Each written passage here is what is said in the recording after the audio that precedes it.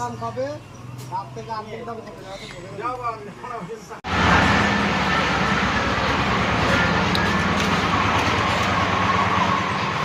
ভাই বলো।